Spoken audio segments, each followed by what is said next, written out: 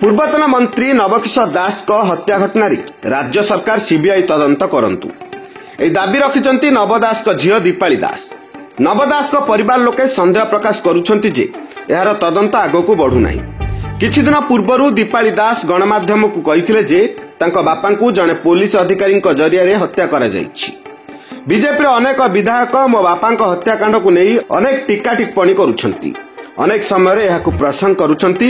मो विरोध रे मो परिवार विरोध रे मध्य आक्षेप करुछंती, खराब कथा कहउछंती। यह बंद करंतु। यह मध्य कहिसंती दीपाली गत विधानसभा रे दुई जण विधायक ई प्रसंग उठाइथिले। तेबे मु काहेकि सीबीआई तदंत दाबी करूनी बोली गणमाध्यम रे कहउछंती। तेबे मोहन सरकार को अनुरोध सीबीआई तदंत कराइबे कि से प्रश्न करिसंती। से आहुरी कहिसंती आम परिवार को आक्षेप करा जाउछि, से माने आम सह ठिया हेबे कि? मो भाई को बिना वारंट रे छत्तीसगढ़ रे अटक रखिले।